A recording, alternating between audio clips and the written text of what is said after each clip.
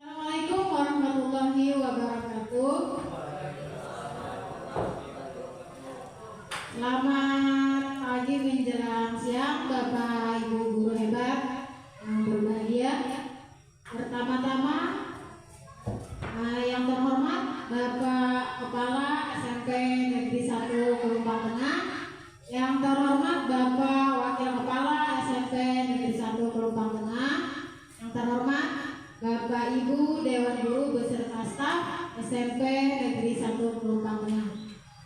Marilah kita bersama-sama memanjatkan puji dan syukur kehadirat Allah Subhanahu wa taala, karena berkat rahmat dan hidayahnya jugalah kita bisa berkumpul pada hari ini dalam kegiatan diseminasi budaya positif di sekolah.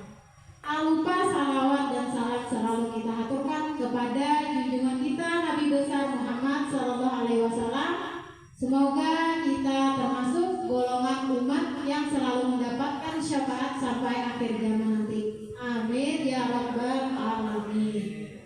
Nah, saya ingin mengucapkan terima kasih yang sebesar-besarnya kepada Bapak Ibu Dewan Guru hebat sekalian, karena sudah bersedia meluangkan waktunya untuk berhadir pada kegiatan kita pada hari ini. Adapun susunan acara kita pada hari ini sebagai berikut. Acara yang pertama pembukaan, acara yang kedua sambutan dari Bapak Kepala Sekolah, acara yang ketiga kegiatan inti, acara yang keempat doa, acara yang kelima penutup.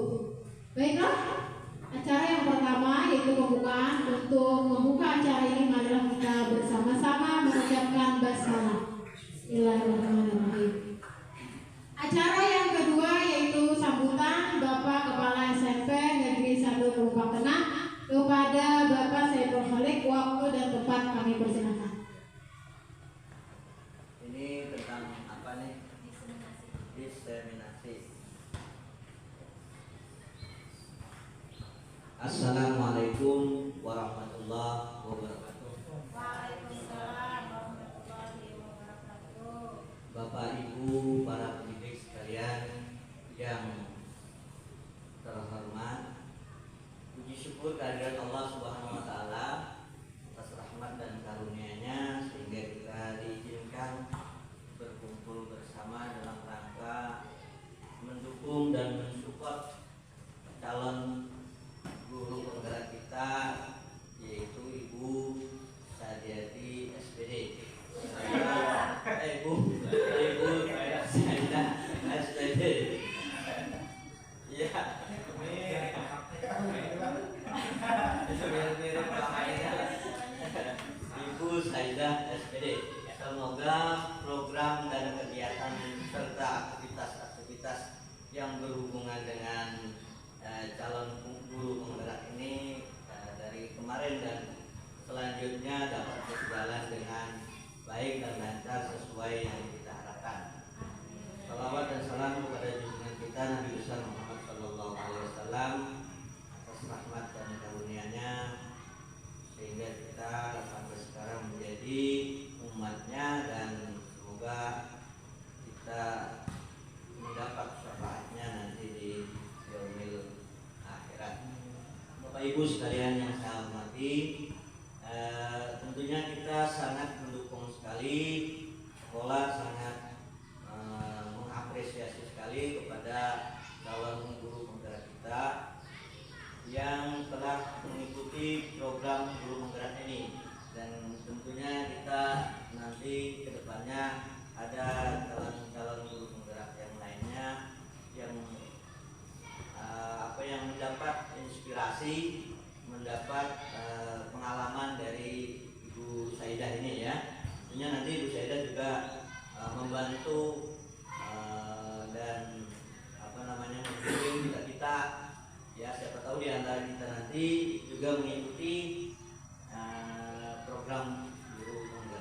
ini.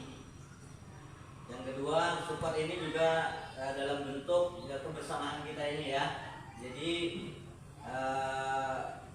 kalau boleh kita usul Bu ya. Jadi kalau ada kegiatan seperti ini bagaimana kalau diusulkan itu semua kita ada, sehingga kita bisa mensupport Ibu dan kita juga mendapat pengalaman.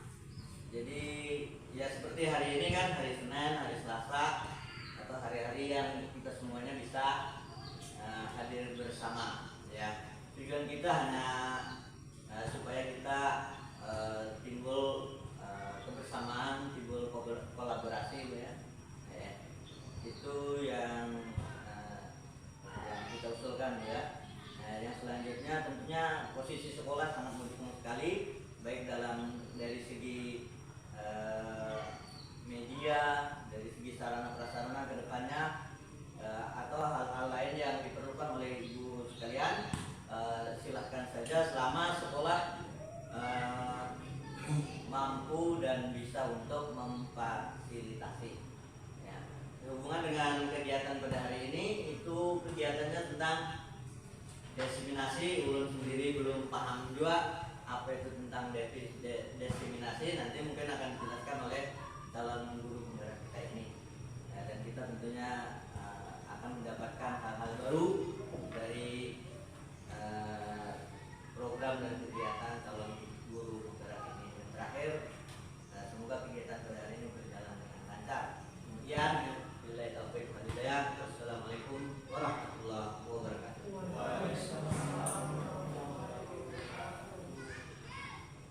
Cara yang ketiga yaitu kegiatan inti, yakni diseminasi tentang budaya positif di sekolah. Ini Bapak Ibu sebelumnya minta maaf terlebih dulu, bukannya saya ini yang paling pintar, tidak, atau menggurui, bukan ya Bapak Ibu. Di sini saya hanya berbagi informasi yang saya dapat, berbagi praktik baik. Semoga nanti kedepannya bisa kita laksanakan di sekolah kita, bisa kita terapkan. Tapi sebelum ke materi, saya ingin menyanyikan sebuah lagu terlebih dahulu. Judulnya Budaya Positif. Lagunya ada di meja Bapak Ibu sekalian.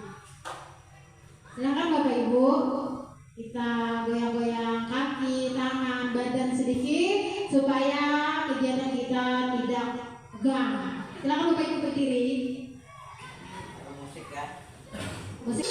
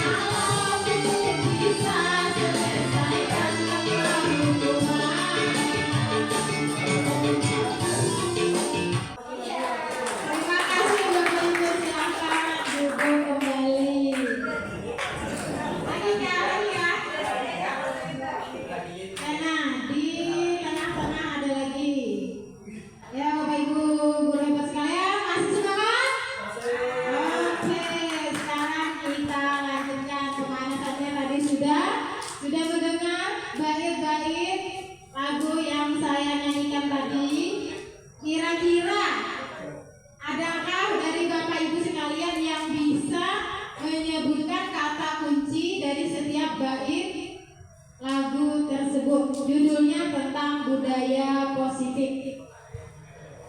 Ya, kira-kira apa dari bait pertama itu tentang apa? Silakan pakai mikrofonnya Bapak Ibu. Bait pertama, bait kedua tentang apa itu?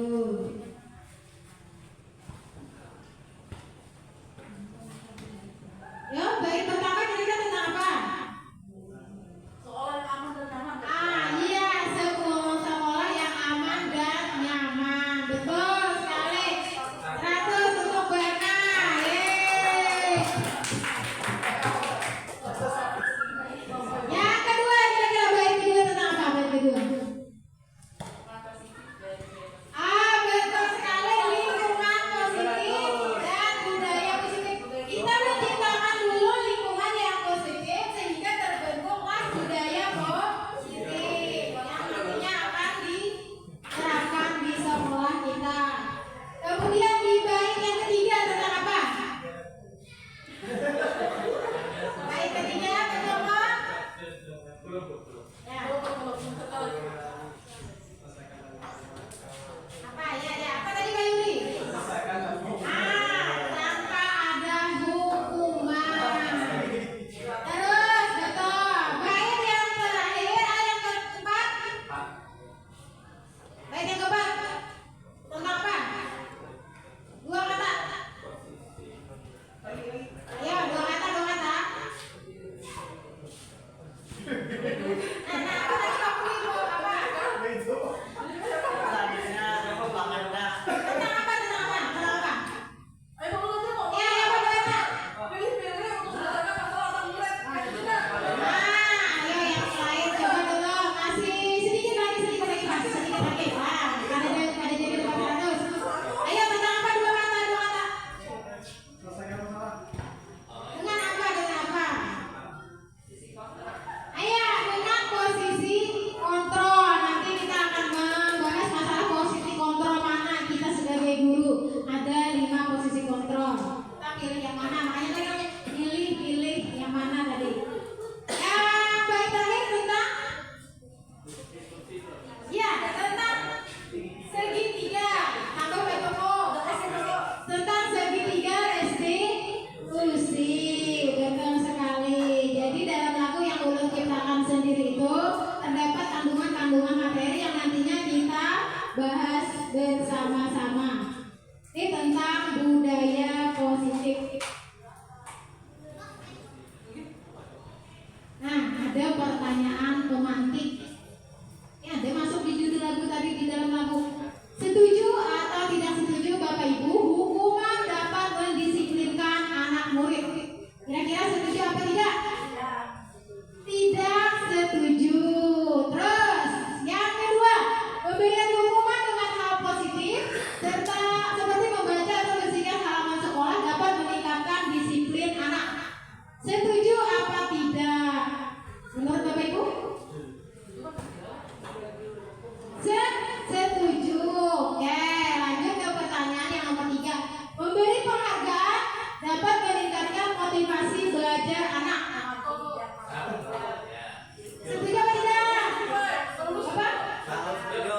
Baik, Bapak Kemsek sangat setuju. Nah, ada yang setuju, ada yang tidak setuju. Tapi jawaban Bapak Ibu tadi kita kunci dulu. Sekarang kita tadi lanjut ke budaya positif. Contoh budaya positif di sekolah itu apa kira-kira Bapak Ibu? Ada nggak yang bisa menyebutkan? Membuang sampah pada tempatnya. Terima kasih Biba, jawabannya tepat sekali. Apalagi satu lagi contoh.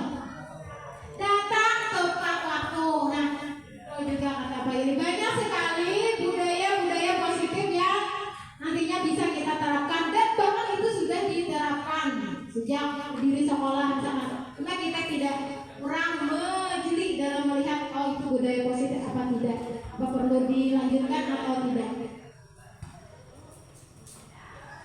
Disiplin positif dan nilai-nilai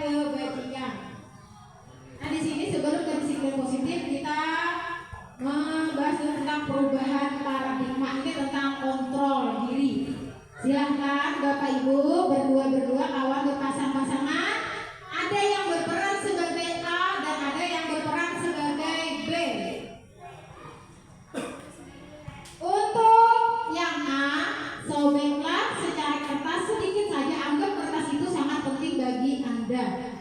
Kemudian genggam sekuat tenaga. Siapa yang berperan sebagai A sebagai B? Silakan berdua pas tuh pasangannya. Ayo. Kertasnya sobek aja yang ada di hadapan. Jangan disobek dulu, Nay. Jangan sobek kertas saja. Ya, sedikit. Siapa tunjuk lawan yang berperan sebagai A, yang berperan sebagai B? Yang ya, genggam dengan sangat kuat. Anggap itu barang atau paling berharga dari diri kita. Nah, sekuat tenaga. Ya, genggam sekuat tenaga sudah. Kemudian B, si B, peran B, kawan Anda, teman Anda berusaha juga dengan sekuat tenaga untuk membuka kepalan atau genggaman tangan kita tadi. Berusaha, usahanya itu dengan segala cara, baik dengan cara merayu, membujuk, menyuap, menggelitik, misalkan atau mengancam dan sebagainya, berbagai macam cara berusaha untuk membuka. Coba silakan dipraktekkan. Boleh dengan menggelitik, boleh dengan rayuan maut, misalkan bisa tidak untuk membuka. Ayo silakan.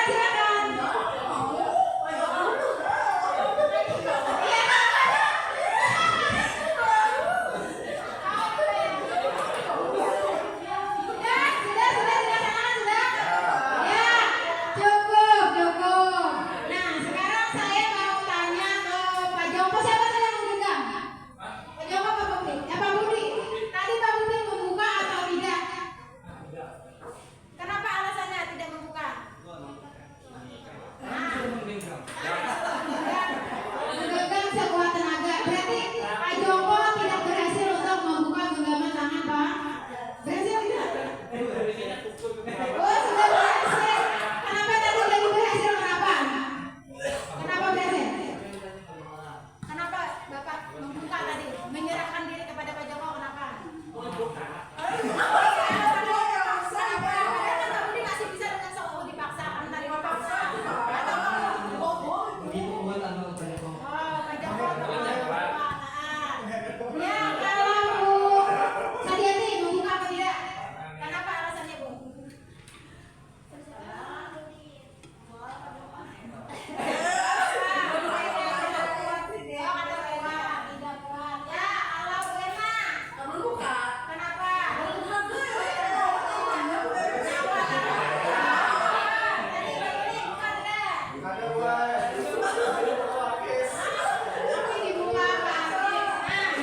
Dari sini Bapak Ibu, saya ingin bertanya lagi, siapakah yang sebenarnya memegang kendali kontrol diri kita? Ya, berarti diri kita sendiri. Mau kita membuka apa tidak, genggaman tangan kita tadi itu terserah. Kalau misalkan ada Pak Bu Erna tadi mau disogok Bu Iba, misalkan pakai uang berapa, kalau Bu Erna tidak mau membuka, tetap Bu Iba tidak akan berhasil untuk membuka kepalan tangan kita tadi. Kan apa? Yang memegang posisi kontrol itu adalah diri kita sendiri. Nah, kecuali nanti ada motivasi ekstrinsiknya dari luar, misalkan uangnya banyak, sogokannya misalkan berapa miliar, baru dibuka. Ya, dipaksa, diancam atau bagaimana, itu terserah pada diri kita sendiri. Itu namanya perubahan paradigma. Nah, berikut ada lagi perubahan paradigma teori kontrol atau teori pilihan. Ini hanya sekedar ilusi guru mengontrol murid. Betul apa tidak itu? Apakah kita bisa mengontrol anak murid? Bisa apa tidak? Bisa, contohnya yang bagaimana? Misalkan begini, Pak Joko misalkan menyuruh anak murid mengerjakan ini misalkan. Apakah murid itu memang benar-benar tulus mengerjakan? Ya, benar apa tidak? Atau mungkin dalam diri murid berpikir, oh aku kalau tidak mengerjakan takut dihukum sama guru misalkan. Nah, itu kan bukan, kita artinya tidak berhasil, tidak bisa mengontrol murid. Kalau di sini juga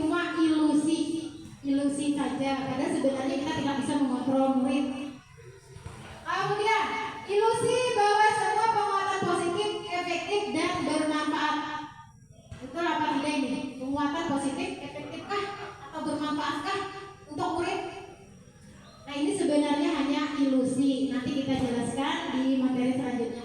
Ilusi bahwa orang dewasa memiliki hak untuk memaksa. Betul apa tidak? Atau ini hanya sekedar ilusi dari kita saja? Nanti dibahas ya selanjutnya. Perubahan paradigma stimulus respon ke teori kontrol atau teori pilihan. Stimulus respon, kita mencoba mengubah agar berpandangan sama dengan kita. Sedangkan pada teori kontrol, kita berusaha memahami pandangan orang lain tentang dunia. Yang kedua, perilaku buruk dilihat sebagai suatu kesalahan. Itu menurut stimulus respon. Tapi kalau menurut teori kontrol, semua perilaku memiliki tujuan. Betul apa tidak, Pak Joko? Murid kita berperilaku seperti ini, misalkan, apakah itu dianggap kesalahan? Baik itu perilaku positif maupun negatif yang mereka lakukan, itu untuk memenuhi suatu tujuan tertentu. Orang lain bisa mengontrol saya menurut stimulus respon, tapi kalau menurut teori kontrol, hanya Anda yang bisa mengontrol diri Anda sendiri, seperti yang sudah kita jelaskan tentang kepalan tangan tadi. Saya bisa mengontrol orang lain. Di teori kontrol, Anda tidak bisa mengontrol orang lain, kecuali memang orang tersebut membuka atau membiarkan orang lain mengontrol dirinya sendiri. Pemaksaan ada pada saat bujukan gagal. Nah, tadi misalkan Pak Joko sudah merayu-rayu, kita sudah merayu-rayu berkan misalkan tadi, tetapi tidak berhasil, lalu berusaha lagi dengan segenap cara, misalkan dengan cara pemaksaan. Itu di stimulus respon Bapak Ibu. Tapi kalau sudah di teori kontrol, kolaborasi dan konsensus, maksudnya kolaborasi di sini komunikasi, kita lakukan secara pendekatan secara persuasif, maka akan menciptakan pilihan-pilihan baru. Anak itu didekati, jangan dipaksa. Pada stimulus respon, model berpikir menang kalah. Artinya di sini guru menang, murid itu harus kalah. Yang berbuat salah tetap kalah. Misalkan murid melanggar peraturan, itu dia harus kalah. Tapi kalau di teori kontrol, model berpikirnya namanya win-win solution. Menang-menang, jadi tidak ada yang kalah. Murid menang, guru juga menang. Apa makna disiplin? Disiplin berasal dari bahasa Latin, yaitu disciplina, yang artinya belajar. Disiplin diri membuat orang menggali potensinya menuju sebuah tujuan apa yang dia hargai.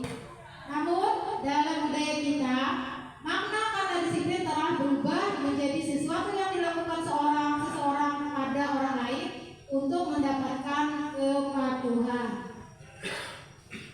Nilai-nilai kebajikan universal. Maksudnya di sini adalah sifat-sifat yang positif manusia yang merupakan tujuan mulia yang ingin dicapai oleh setiap individu. Yang mana nilai kebajikan yang dituju itu oleh bangsa Indonesia, anak Indonesia, kita kenal dengan profil pelajar Pancasila.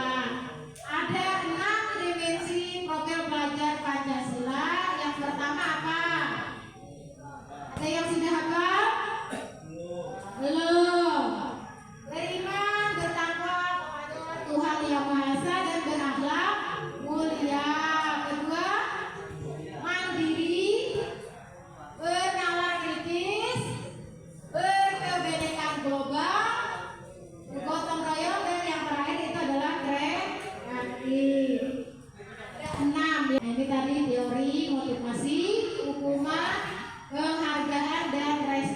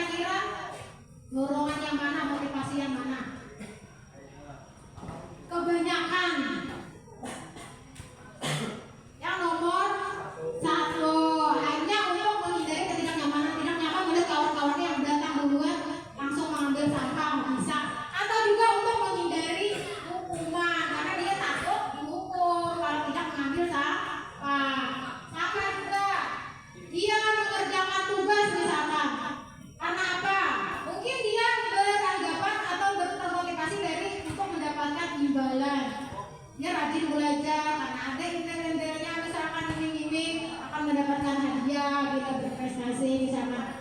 Hampir jarang dia nomor 3 untuk menghargai diri sendiri. Sama kayak saya sendiri misalkan datang atau masuk ke kelas tepat waktu. Mungkin alasannya karena tidak nyaman dengan guru-guru lain yang sudah masuk duluan misalkan. Atau takut kalau dihukum kan tidak mungkin kepala sekolah menghukum, tapi hukumannya hukuman yang berupa apa? Malu, kita malu datang terlambat. Jarang Pak kalau untuk dipuji, oh misalkan Bu saya datang tepat waktu ke sekolah, hendak mendapatkan pujian dari guru-guru lain. Nah, yang dituju ini adalah ini Bapak Ibu, motivasi internal dari dalam diri kita, kesadaran diri kita, apalagi kita sebagai guru tadi, hendaknya memang itu sudah kewajiban kita datang tepat waktu misalkan. Kita sadar bahwa guru itulah adalah apa, sosok yang ditunggu dan ditiru.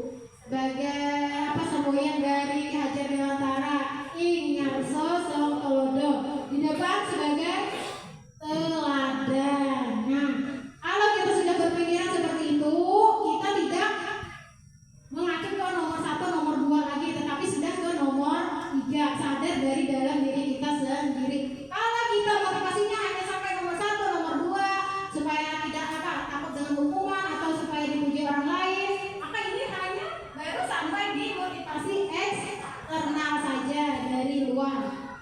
Semoga nanti kita bisa ke yang nomor 3, timbul kesadaran diri sendiri. Nah, ada lagi masalah penghargaan tadi. Jawabannya tadi apa? Penghargaan yang nomor 3 pertanyaannya. Penghargaan memotivasikan tadi. Setuju? Bapak sangat setuju. Ada yang tidak setuju. Dihukum oleh penghargaan. Ini ada beberapa dampak yang ditimbulkan oleh penghargaan yang kita berikan. Dan kalau saya sendiri sering itu memberikan penghargaan. Misalkan bila anak ada yang mendapat nilai 100, atau ini saya kasih soal yang sulit, ada anak yang berhasil mengerjakan masalah soal tersebut, maka bisa saya kasih misalkan ambil tempe di warung 5 misalkan. Sering itu saya mengasih penghargaan berupa hadiah. Saya berpikir kemarin penghargaan itu dapat memotivasi atau meningkatkan motivasi belajar anak.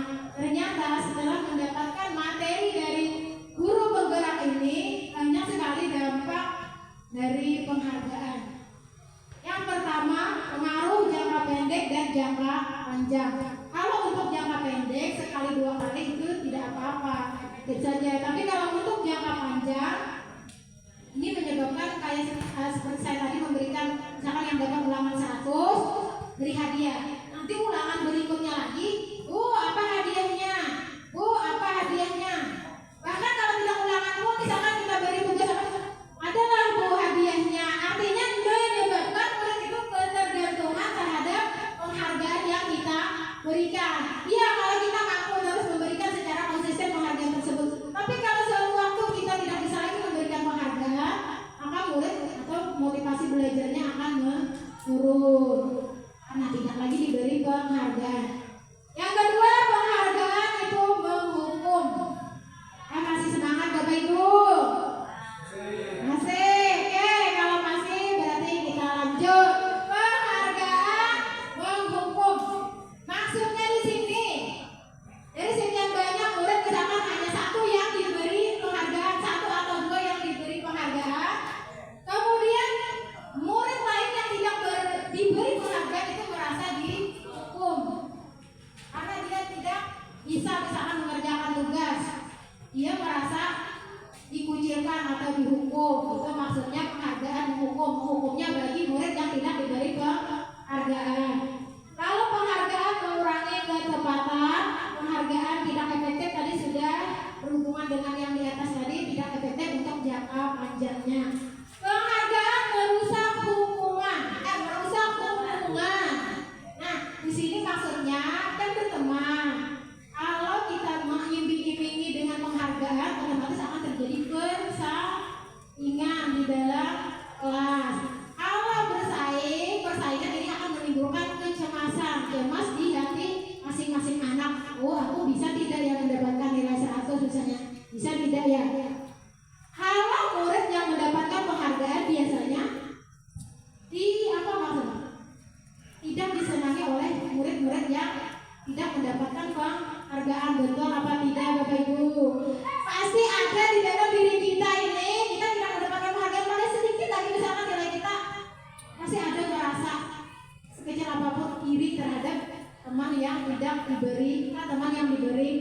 lihat tadi, sehingga penghargaan di sini dapat merusak hubungan.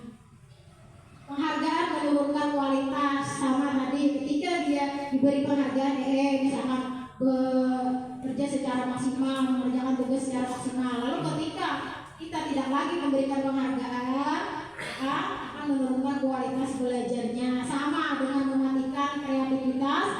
Dan yang terpenting lagi di sini, penghargaan mengurangi motivasi intrinsik. Jelas sekali Bapak Ibu, karena tadi kalau penghargaan adanya di motivasi eksternal, ekstrinsik, artinya mengurangi motivasi intrinsik. Tujuannya belajar hanya untuk memperoleh penghargaan tadi. Apa yang baik Bapak Ibu selain dari penghargaan? Yaitu program kebajikan atau kita memberikan sesuatu apresiasi. Tapi perlu diingat juga ada beberapa hal yang harus kita perhatikan dalam memberikan apresiasi kepada murid. Yang pertama, beri dukungan secara khusus. Kedua, beri pengakuan secara pribadi, bisa misalkan dipanggil orangnya, kita akui bisa kehebatannya apa, supaya kawan-kawan tidak tahu. Kemudian beri pengakuan kepada semua murid secara bergantian. Pengakuan harus secara konsisten dan fokus pada prosesnya. Jangan kita melihat nilai akhirnya saja, kita lihat juga proses pertumbuhan anak tersebut.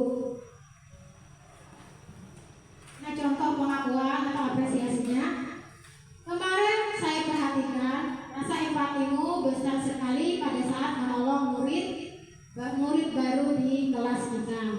Saya menghargai kepedulianmu pada saat kamu membantu teman-temanmu di tugas kelompok. Terima kasih untuk rasa tanggung jawabmu pada saat kamu memungut kertas-kertas yang berserakan di lantai. Nah, mungkin ini yang mampu memotivasi dirinya untuk berbuat lebih banyak lagi kebaikan-kebaikan. Timbul motivasi intrinsik tadi. Nah, ini ada Bapak Ibu bisa tidak membedakan mana yang termasuk hukuman, mana yang termasuk konsekuensi. Coba dilihat di kertas Bapak Ibu. Nah, tindakan guru mencatat 100 kali di dalam buku kalimat saya tidak akan terlambat lagi karena terlambat ke sekolah. Kira-kira ini hukumankah atau konsekuensi? Hukuman. Alasannya kenapa Bapak Ibu?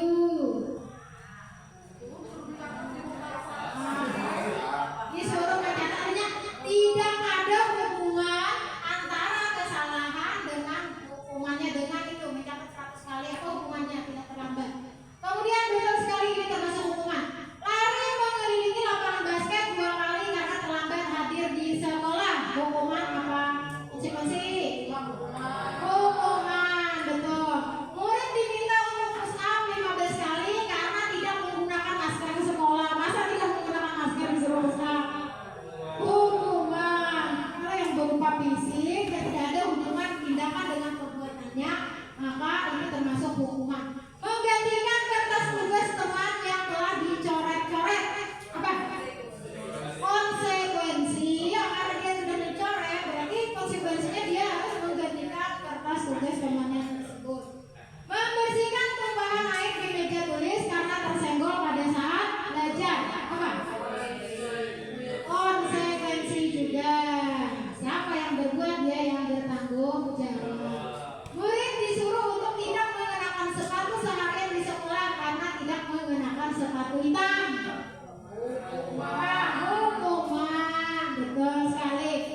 Lari mengelilingi lapangan basket 2 kali karena terlambat 10 menit untuk pelajaran PJOK. Hukumankah apa konsekuensi? Ayo, guru PJOK. Kira-kira ini termasuk konsekuensinya. Kalau terlambat, misalkan kamu harus lari sekian. Jadi kalau siswa atau murid itu sudah terlambat, dia tahu konsekuensinya harus lari 2 kali keliling lapangan. Karena kawan-kawannya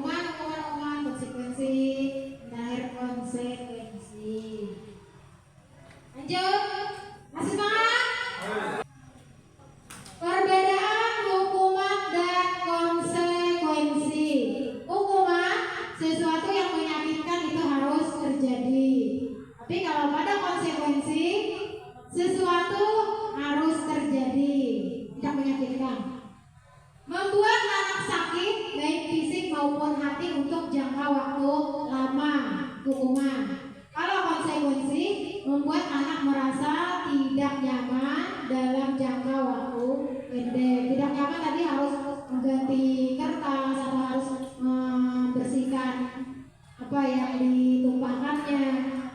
Anak membenci kedisiplinan untuk hukuman, sedangkan pada konsekuensi anak menghargai disiplin. Hukuman paksaan, kalau konsekuensi stimulus ketanggapan. Mendorong anak menyakiti diri sendiri, mendorong anak agar mudah menyesuaikan diri. Hukuman konsep diri yang buruk, sedangkan konsekuensi konsep diri yang baik. Hampir bertolak belakang antara hukuman dan konsekuensi. Anak belajar untuk menyembunyikan kesalahan, sedangkan pada konsekuensi anak belajar untuk mematuhi peraturan. Hukuman marah, rasa bersalah, dipermalukan, merasa tak dihargai, sedangkan pada konsekuensi anak itu kehilangan hak, dibuat tidak nyaman, ya singkat untuk sementara, tapi untuk sementara saja. Nah, hukuman membuat identitas anak menjadi gagal, sedangkan konsekuensi maupun restitusi membuat identitas anak menjadi sukses. Tadi hukuman sesuatu yang menyakitkan harus terjadi, tidak nyaman untuk murid dalam jangka waktu panjang, korban mendapatkan keadilan, murid anak akan tersakiti, perilaku pasif agresif meningkat, sistem tidak akan berjalan bila murid tidak takut. Nah, percuma kita membuat peraturan misalkan kalau murid sudah dengan peraturan yang kita buat berlaku. Konsekuensi sesuatu harus terjadi, tidak nyaman. Ini yang kita belum dibahas, masalah restitusi. Restitusi merupakan pilihan menguatkan untuk murid atau anak dalam jangka waktu yang panjang. Korban mendapatkan ganti, murid atau anak mendapatkan penguatan, masalah menjadi terpecahkan, murid belajar untuk bertanggung jawab terhadap perilaku, fokus pada pemecahan masalah murid. Yang bagus ini bukan hukuman konsekuensi tetapi restitusi. Nah, lalu apa itu restitusi? Restitusi adalah proses menciptakan kondisi bagi murid untuk memperbaiki kesalahan mereka sehingga mereka bisa kembali pada kelompok mereka dengan karakter yang lebih kuat lagi, yang lebih baik lagi. Restitusi juga merupakan proses kolaboratif yang mengajarkan murid untuk mencari solusi untuk masalah mereka. Misalkan mereka buang sampah sembarangan, lalu kita restitusi, kita tanyakan kepada mereka apa solusi yang terbaik agar anak tidak membuang sampah sembarangan lagi. Dia sendiri yang mencari solusi terhadap masalah yang dia perbuat. Itu namanya restitusi. Ada 9 ciri-ciri restitusi. Restitusi bukan untuk menebus kesalahan, namun untuk belajar dari kesalahan. Restitusi memperbaiki hubungan. Restitusi ini adalah suatu tawaran saja Bapak Ibu, bukan suatu paksaan. Kalau anak tidak siap untuk direstitusi, maka kita kembalikan ke konsekuensinya tadi. Apa yang harus dia kerjakan apabila dia melanggar peraturan atau melanggar keyakinan kelasnya. Ada anak yang tidak mau direstitusi, tidak siap. Restitusi menuntut untuk melihat ke dalam diri supaya dia menyadari apa yang telah dia perbuat. Restitusi mencari kebutuhan dasar yang mendasari tindakan. Restitusi diri adalah cara yang paling baik tanpa menghukum, tanpa konsekuensi. Restitusi fokus pada karakter, bukan pada tindakan. Restitusi juga fokus pada solusi, dan restitusi ini mengembalikan murid yang berbuat salah pada kelompoknya. Tanpa ada malu, tadi karena dihukum dan sebagainya. Lalu keyakinan kelas. Mengapa tidak peraturan saja? Kenapa harus keyakinan kelas? Mengapa kita memiliki peraturan harus menggunakan helm bila mengendarai kendaraan roda 2? Kenapa kira-kira? Ada yang bisa menyebutkan alasannya? Untuk apa? Oh ya. Nah, Pak Joko bisa juga untuk amanah, untuk keselamatan, pencegahan, preventif.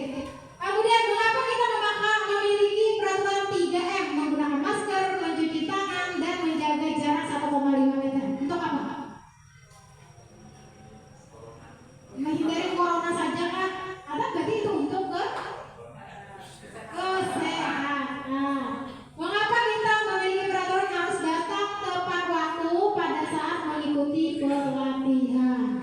Apa? Datang tepat waktu berarti disiplin. Kan tadi kayak disiplin, keselamatan, keamanan, misalkan kesehatan itu adalah suatu keyakinan kelas. Karena apa Bapak Ibu? Anak akan cenderung ini ke nilai-nilai keyakinan. Keyakinan lebih menggerakkan seseorang dibandingkan mengikuti serangkaian peraturan-peraturan. Peraturan itu hanya dibuat oleh kita tanpa ada kesepakatan antara murid dengan guru. Tapi kalau keyakinan kelas ini sudah disepakati bersama, dirumuskan bersama di dalam kelas. Misalkan dibentuk oleh wali kelas bersama murid-muridnya. Saya lihat sudah ada di kelas 7 ada kesepakatan kelas. Bagaimana Bu kalau membuatnya? Dibuat secara bersama-sama kan disetujui oleh murid-murid. Ya, makanya kalau peraturan ini hanya satu arah. Kita yang membuat, kita yang menghendaki aturan seperti itu. Belum tentu anak-anaknya mau menuruti. Nah, kira-kira kalau peraturan kelasnya selalu kembalikan buku ke tempatnya, kira-kira keyakinan kelasnya itu apa? Bertanggung jawab. Betul sekali. Dilarang mengganggu orang lain. Apa keyakinan kelasnya? Menghormati orang lain.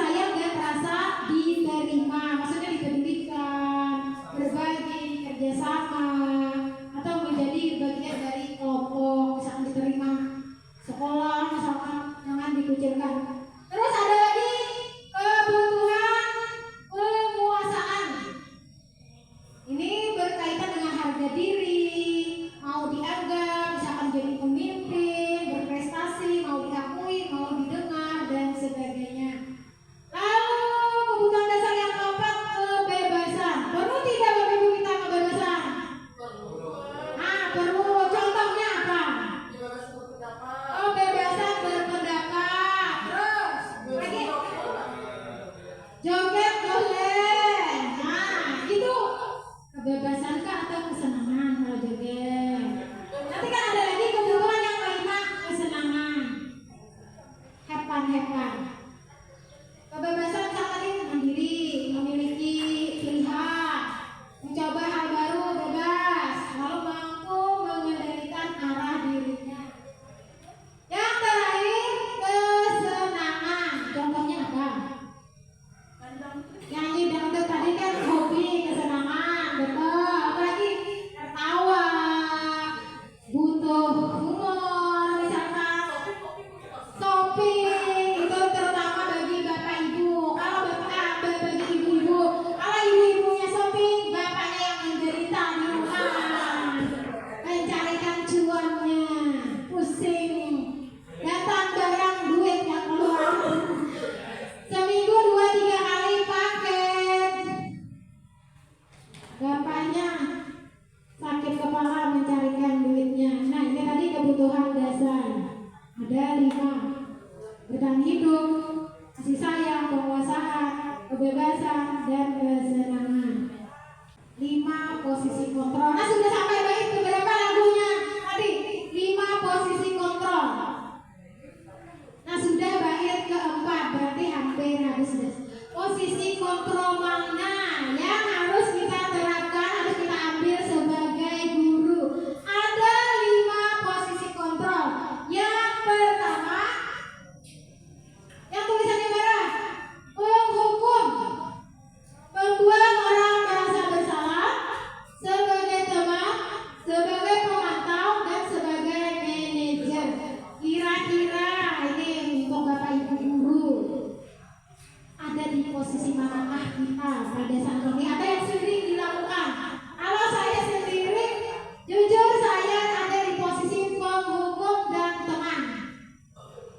Kalau Bapak Ibu kira-kira di mana? Apakah ada yang sudah sampai posisinya manajer? Kalau saya masih penghukum. Apa-apa, lari 5 kali keliling lapangan. Ya, kira-kira bisa hati posisinya di mana? Ya, masih bisa nomor 1 juga penghukum. Sama. Ya, kadang-kadang menghukum, Ya. membuat orang bersalah, Kadang-kadang penghukum. bisa jadi teman. Ya, betul sekali. Cuma ada kan yang sudah sampai ke posisi manajer. Pernahkah kita sampai posisi manajer? Kalau penghukum, Secara sengaja sering aja tuh kayaknya kalau manajer misalnya bertanya mengapa Anda melakukan ini. iya, betul sekali Bapak. Untuk menghukum, guru berbuat menghardik, menunjuk-nunjuk, menyakiti, menyindir.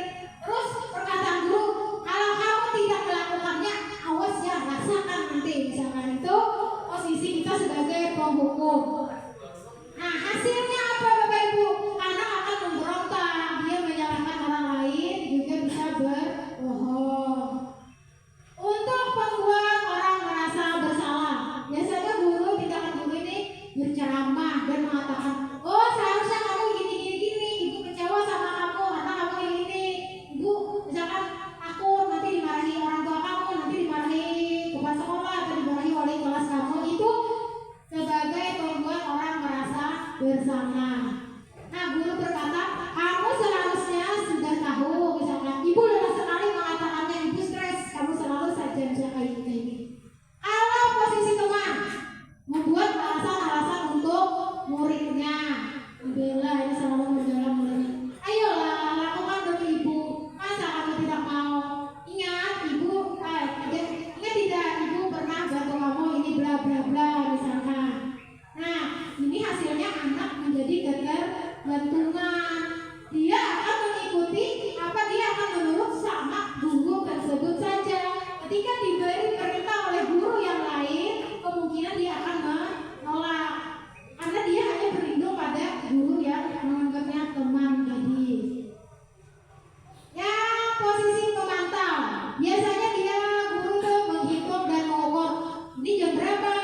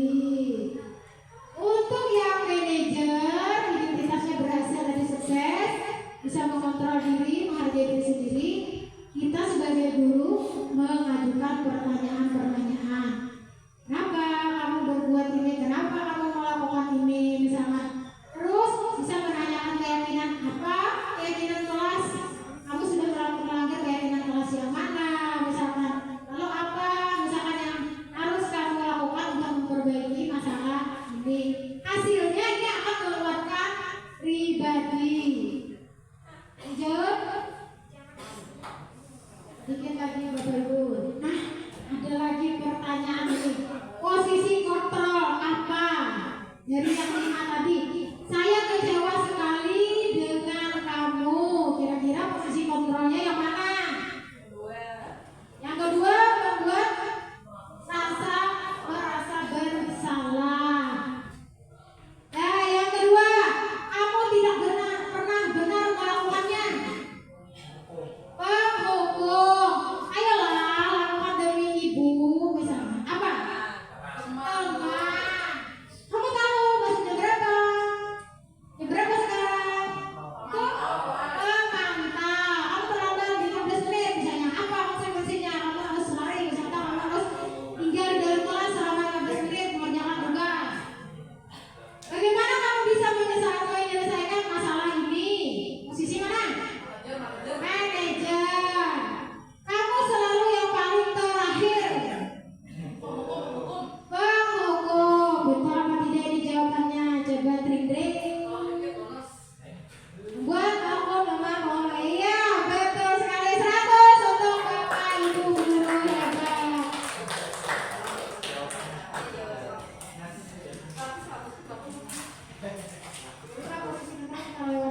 Nah, yang terakhir segitiga restitusi. Ada berapa tahap tadi di lagu segitiga restitusinya Bapak Ibu?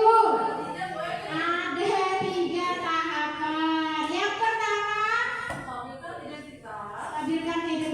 stabilkan identitas. Validasi tindakan salah.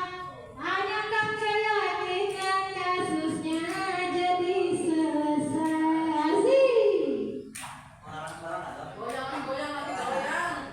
Nah, yang tadi validasi kebutuhan, menstabilkan identitas, validasi kebutuhan atau tindakan salah. Yang ketiga, menanyakan keyakinan.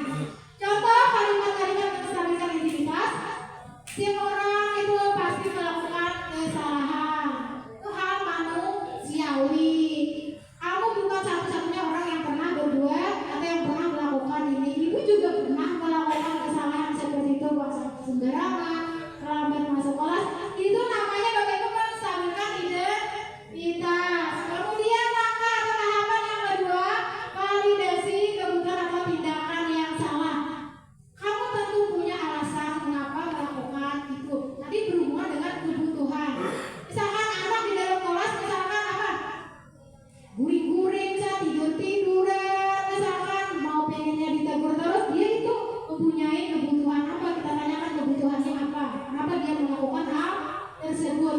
Misalkan ingin cari perhatian karena dia kurang kasih sayang, misalkan di rumah, atau misalnya iseng-iseng kawan, itu kan kebutuhannya hanya untuk kesenangan semata. Kita tanyakan dulu apa alasan dia berbuat seperti itu. Adakah cara yang lebih efektif untuk mendapatkan apa yang kamu butuhkan selain misalkan dengan cara ini? Apakah ada? Yang ketiga, tahapnya menanyakan keyakinan. Nah, apakah perbuatan kamu tadi misalkan sesuai dengan keyakinan? Kalau jaraknya tidak, misalkan keyakinan kelas yang mana yang sudah kamu langgar? Lalu apakah kamu ingin memperbaikinya? Misalkan kalau mau memperbaiki, apa yang akan kamu lakukan terhadap kesalahan-kesalahan tadi? Olah perjanjian kah atau apa? Gimana misalkan? Ini secara lengkapnya ini sudah tadi dijelaskan.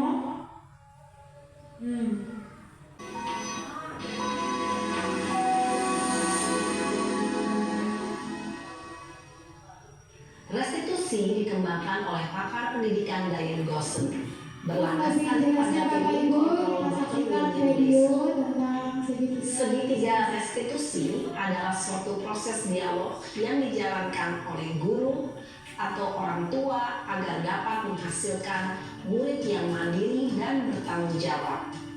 Pada saat guru di posisi manajer, aspek yang dikembangkan pada murid adalah motivasi intrinsik, sehingga penanaman nilai-nilai kebajikan dapat tumbuh dan berkembang menjadi suatu kebiasaan positif yang akhirnya membentuk karakter murid.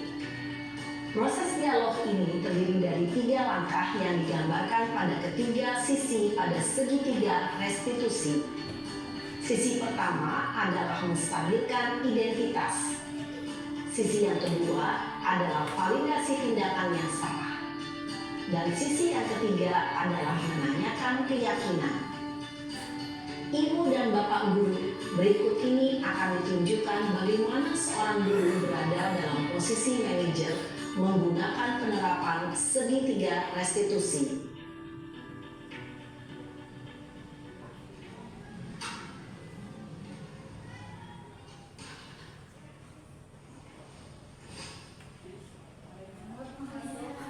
Siang Sarah.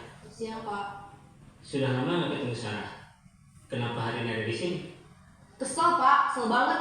Masa aku dikatain tukang fitnah Pak? Ya aku marah lah. Aku balik ngatain Eka di depan kelas. Kesel banget. Oh begitu. Ya pasti kamu marah dan kesal.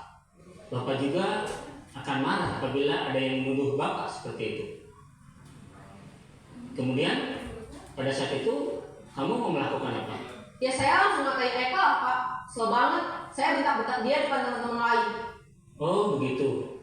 Pasti kamu melakukan seperti itu karena suatu alasan tertentu bukan? Iyalah, masa saya diam saja Pak? Ya saya bela diri lah. Masa saya dituduh tukang fitnah? Ya wajar lah. Mempertahankan harga diri itu sesuatu yang penting buat kamu. Untung kamu tidak bertindak lebih gegabah lagi. Hanya membentak-bentak. Iya Pak. Untung saya masih bersabar dan hanya membentak saja. Sudah gemes padahal. Saya pasti bela diri lah. Ya pasti ya. Tapi kamu memilih untuk tetap bertahan dan bersabar. Kamu memilih untuk tidak berbuat lebih parah lagi bukan? Iya. Nah, sekarang coba kita lihat lagi tindakan kamu yang bentak-bentak Eka di kelas. Tindakan kamu itu kira-kira sesuai dengan keyakinan kelas atau prinsip kamu tidak? Enggak lah Pak. Capek Pak jadi pemarah. Jadi keyakinan atau prinsip mana yang kurang sesuai dengan keinginan kamu? Ya, saya sebenarnya sangat menghargai orang lain. Mungkin saat itu saya menjadi emosi, jadi tidak menunjukkan sikap itu. Kamu meyakini tidak? Menghargai orang lain itu penting buat kamu. Yakinlah Pak. Iya, setuju. Kita harus saling menghargai. Namun, ada juga keyakinan yang kita sepakati yang perlu kita jalankan apabila kita sedang marah, bukan? Ya saya bisa lebih proaktif, mulai dengan diri sendiri. Saya bisa jadi lebih bersabar, mengambil waktu jeda untuk berpikir mau apa selanjutnya. Kira-kira kamu bersedia memperbaiki masalah ini tidak? Bersedia Pak. Kalau kamu memperbaiki masalah ini, kamu akan menjadi orang seperti apa? Saya akan menjadi orang yang bertanggung jawab kali ya Pak. Dan senantiasa proaktif. Iya, menurut kamu bagaimana rasanya menjadi orang seperti itu? Ya nyaman lah, bangga bisa bersabar dan menahan diri. Baiklah kalau begitu. Yuk kita pikirkan bagaimana memperbaiki masalah ini.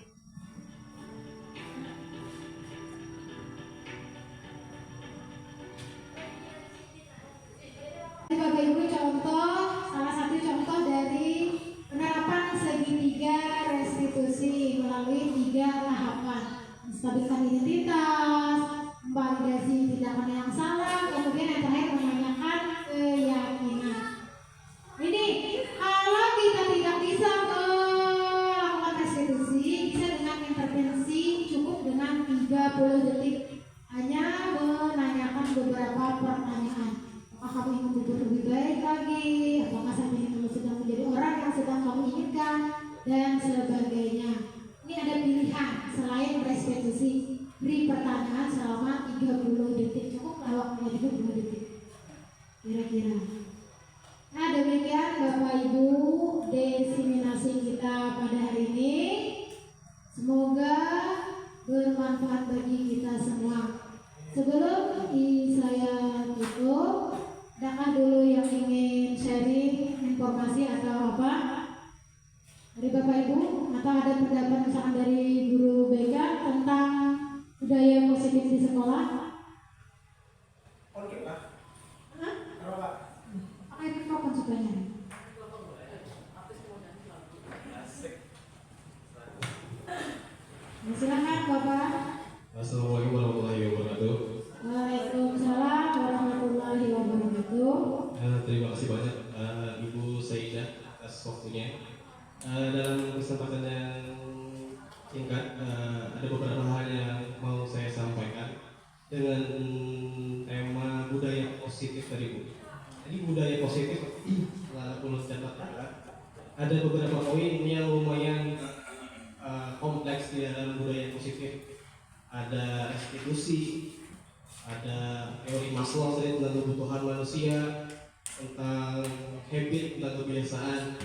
Jadi menurut pribadi untuk budaya positif terlalu kompleks untuk diimplementasikan karena beberapa hal harus cukup relevan di lapangan Bu.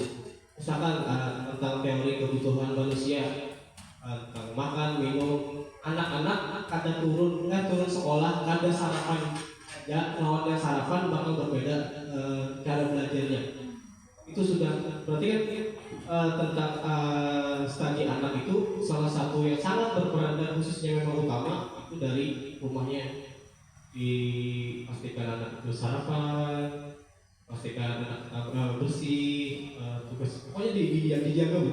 Jadi apabila sudah los di rumah ke sekolahan ya sampainya ke kita Bu.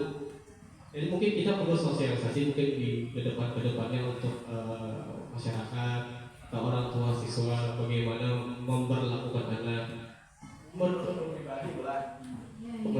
pribadi.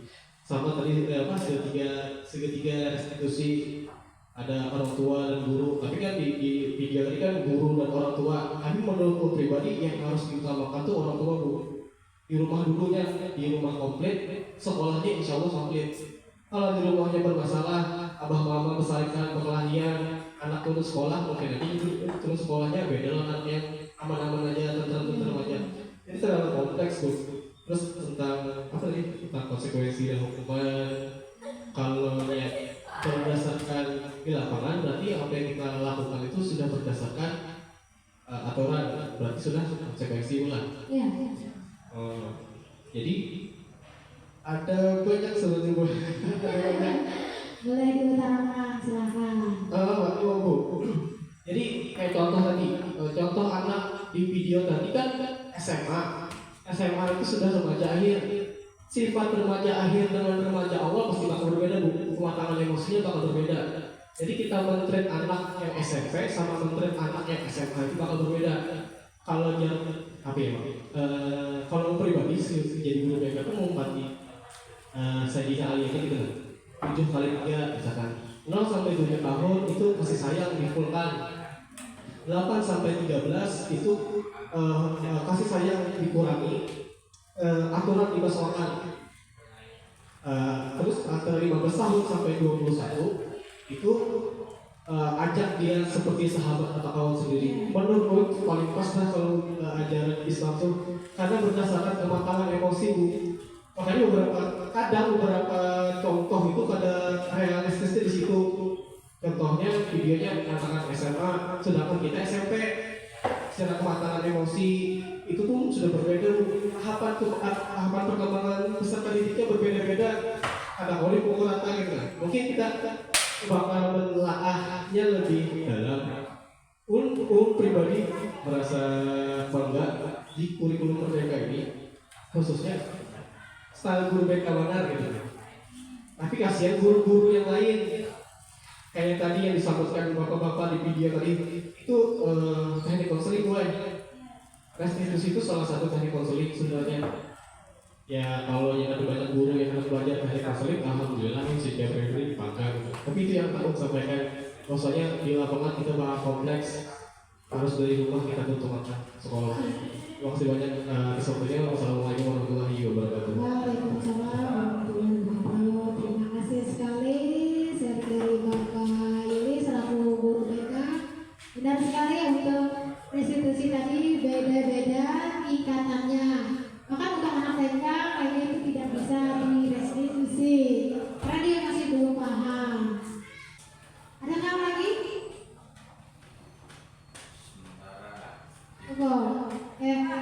Untuk acara yang berikutnya yaitu doa. Kami mintakan kepada Bapak Budi untuk membacakan doa. Waktu dan tempat kami persilakan.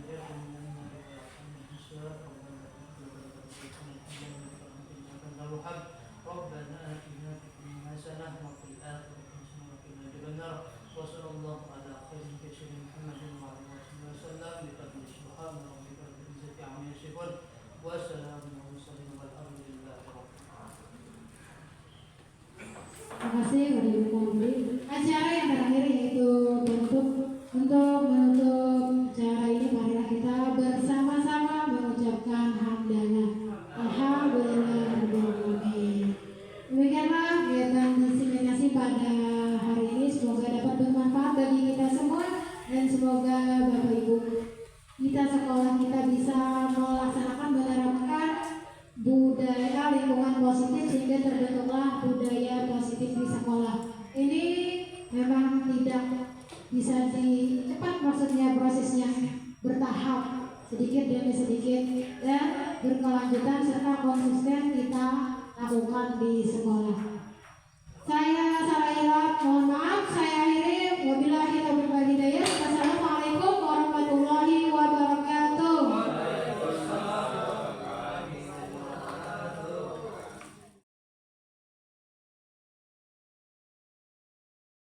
Assalamualaikum warahmatullahi wabarakatuh. Waalaikumsalam warahmatullahi wabarakatuh. Ya, pada hari ini kita akan membuat keyakinan kelas yang nantinya akan kita sepakati bersama. Apa saja keyakinan kelas? Tidak perlu banyak, misalnya kita ambil 5 saja keyakinan, tapi harus diterapkan, harus kita laksanakan di dalam kelas. Pertama-tama kita menentukan dulu keyakinan kelas yang bagaimana yang kalian inginkan. Silakan kalian tulis di kertas ini keyakinan kelas masing-masing, satu saja tulis. Misalkan kalian maunya datang tepat waktu atau buang sampah sembarangan. Keyakinan kelas, paham ya lo? Menghargai kawan, misalkan menghormati kawan dan lain-lain. Tulis masing-masing satu keyakinan kelas. Nanti setelah selesai kita tempelkan di karton. Nah, silakan ditulis.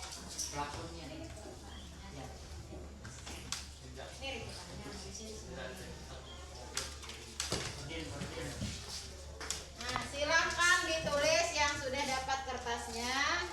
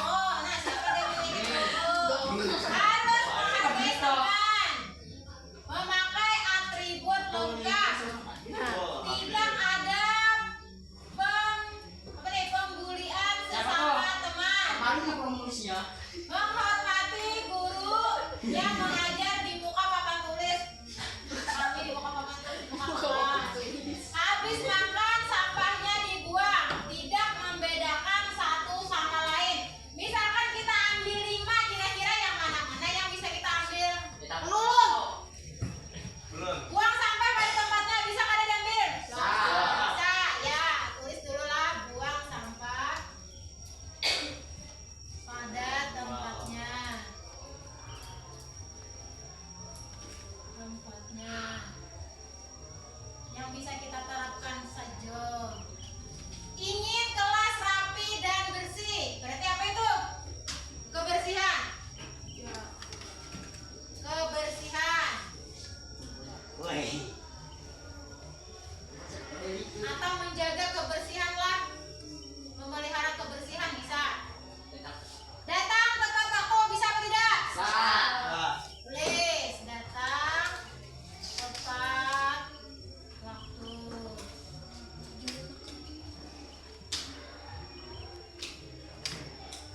Saling menghargai satu sama lain. Masuk apa tidak? Ya, saling menghargai. Kita tulis aja dulu semua angka. Saling menghargai, menghormati sama aja lah. Satu sama lain. 5. Jangan buang sampah sudah. Saya ingin kelas bersih sudah. Datang tepat waktu sudah. Kelas kotor harus dibersihkan sudah. Jangan ribut di kelas. Masuk kok? Ya, jangan ribut di kelas. Kemudian yang keenam, memakai tidak mengejek sama lawan menghargai, menghormati. Harus menghargai teman sama memakai atribut lengkap. Berarti sini memakai atribut lengkap. Siapa yang ada lengkap? Akhirnya kita lengkap. Tidak ada pembulian. Bulinya apa yuk? Akhirnya betope, lepas akhirnya topenya. Tidak ada pembulian. Tidak ada.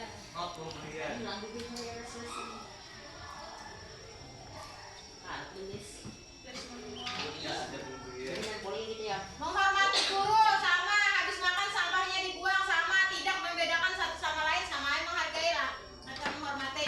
Berarti ada 7. Nah, sekarang ini keyakinan kelas biasanya ditulis dalam kalimat positif. Kalimat positif tuh tidak ada mengandung kata jangan atau tidak. Berarti harus kita rubah yang ini. Ini aman, aman, aman, aman ini. Jangan ribut di kelas, tidak ada. Ini harus kita ganti dengan kalimat yang positif. Kira-kira apa? Jangan ribut di kelas. Supaya jangan ada kata jangan. Wah, ini kita kada boleh lagi lawan anak dan anak jangan naik, anak jangan lari misalkan. Kalau jangan lari mungkin pelan-pelan saja. Kalau naik, nah di bawah saja misalkan. Kita mengurangi kalimat negatif. Jangan ada kata jangan. Kayak apa ini dirubah menjadi kalimat positif? Jangan ribut di kelas. Kada sama, tidak, jangan. Kade sama. Apa diganti dengan apa kira-kira? Ganti dengan apa? Bediaman. Kalau bediaman itu pada apa? Diam di kelas jam. Ayo, apa yang kata-kata yang bagus yang pakai liar kata-katanya? Anti ribut. Anti ribut, anti sama negatif juga. Tidak. Apa ya? Saja. Ayo, siapa ada yang bisa? Jangan Kameramen bisa di kelas. Berarti apa? Kita di kelas harus apa? Bila jangan ribut berarti di kelas harus Diam. selain diam, Merenung. merenung, Hening. Kalau ada suara tuh harus apa artinya? Biso. Apa?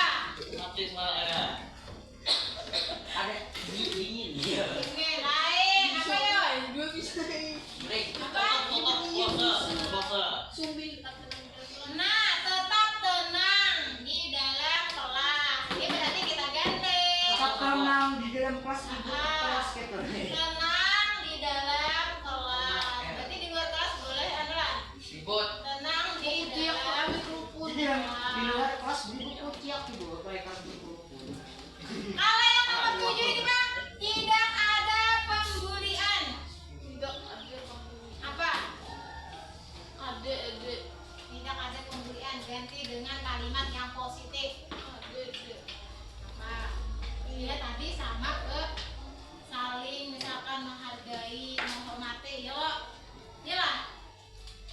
mengumpuli kawan karena kita saling oh nih kawan nih apa sama aja lawan kita, ada bisa disuruh-suruh, ada bisa disesambati, misalkan kan berhak juga belajar di sini.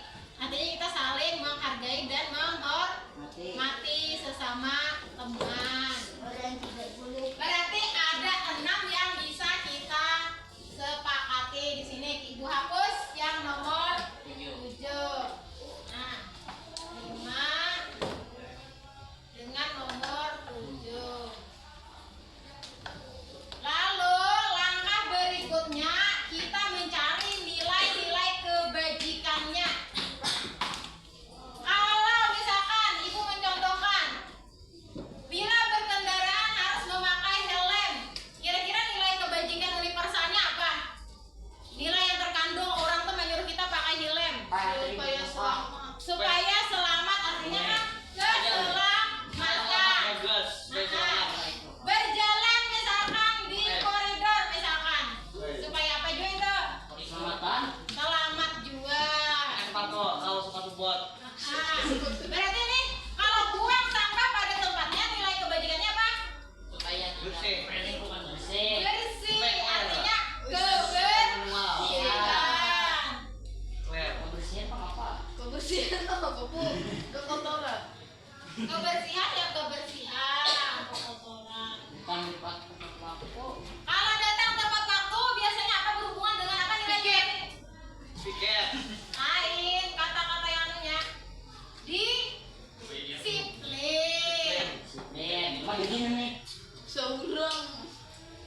Saling menghargai satu sama lain berarti ini menghargai boleh, menghormati boleh.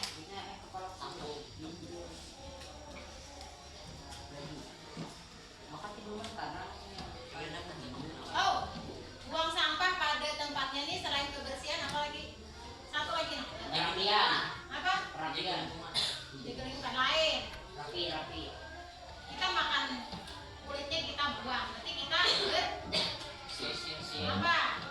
Terhadap yang kita makan tadi apa kita apakan? Bertanggung jawab. Bertanggung